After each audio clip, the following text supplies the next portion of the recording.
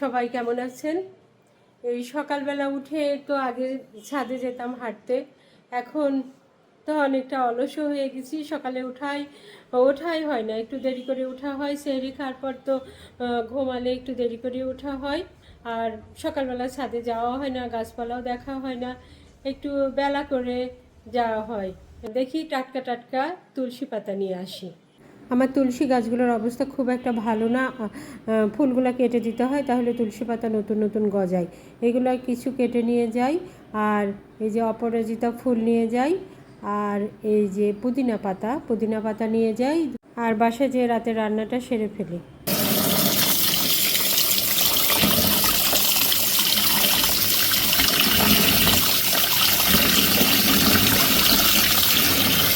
ইফতার করার পর আর রান্না করতে ইচ্ছা করে না, তাই ছাদে যাওয়ার আগে মাংসটা ভিজিয়ে গিয়েছিলাম। আর এই যে এখন মাংসটা রান্না করে ফেললাম, আর মাংসের সঙ্গে একটা কাসকি মাছ রান্না করব, আর কচু শাক আর ডাল রান্না করব। মোছা হয়নি, এই গাছগুলো মুছে দিলে চকচক করে, আর এই পাতাগুলো কেটে দিতে হবে। আমি তো বকবক করতে সময় চলে যাচ্ছে। আমি এদিকে রান্না বসিয়ে এসেছি, আর ইফতারগুলো রেডি করি।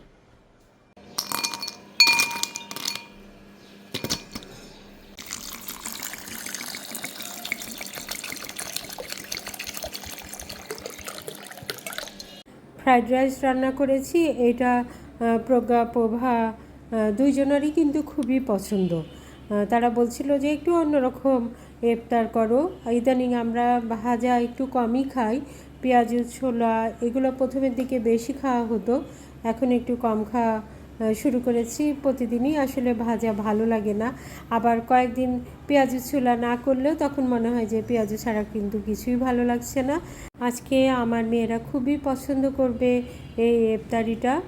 এই যে ফ্রাইড রাইসের সঙ্গে ভেজিটেবল করেছি, ওইটাতেও অনেক মুরগির সাদা মাংসগুলো দিয়েছি, এটাতে পুষ্টিও হবে, আবার কিন্তু খেতেও ভালো লাগবে। এই যে সবুজ আর হলুদ ক্যাপসিকাম দিয়েছি, সব মিলিয়ে আজকের ইফতারটা কিন্তু একটু অন্যরকম, খুবই মেয়েদের পছন্দ। এই যে চিকেন পাকোড়াও করেছি। এই প্রজ্ঞাপ্রভা, চলে আসো, তোমাদের পছন্দের ইফতার আজকে তৈরি করেছি। ওরা আসলে কিন্তু খুবই খুশি হবে, ওদের ইউনিভার্সিটি চলছে, এসে একটু রেস্ট করছে। আমি এই সময়ে টেবিলটা একটু সাজিয়ে নিলাম। প্রতিভার আসতেও আজকে অনেক দেরি হয়েছে। প্রতিদিন কিন্তু প্রতিভা আমাকে অনেকটাই সাহায্য করে, আর প্রজ্ঞার আসতে দেরি হয়, ওই জন্য ও তো গোসল করে একটু রেস্ট করে। আমি সব ইফতার সাজিয়ে তারপরে ওদের দুজনকে ডাকবো। আর প্রজ্ঞা আবার চিড়া ভেজানোর কথা বলছিল, ইফতারের পর নামাজ পড়ে এসে চিড়াটা খেয়ে তারপরে চা খাবে।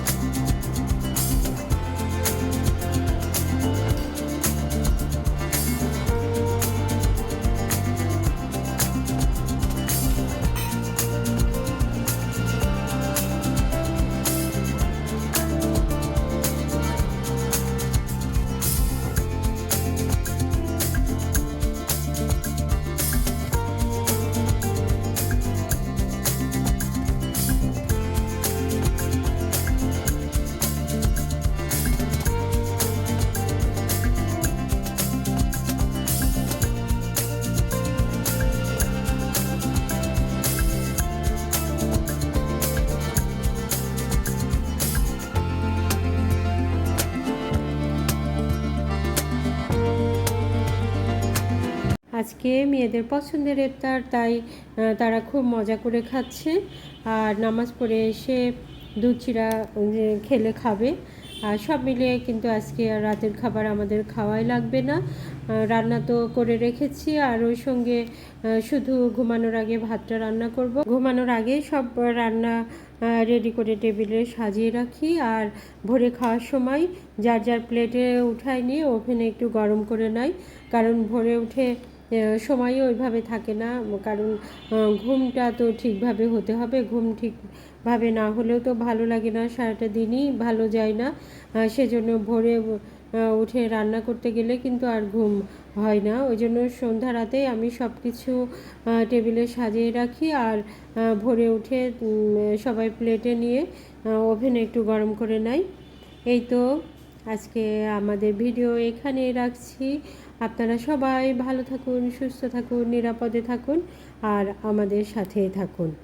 আমাদের ভিডিওগুলো যদি ভালো লাগে লাইক, কমেন্টস, শেয়ার দিয়ে আমাদের সাথেই থাকবেন। আল্লাহ হাফেজ।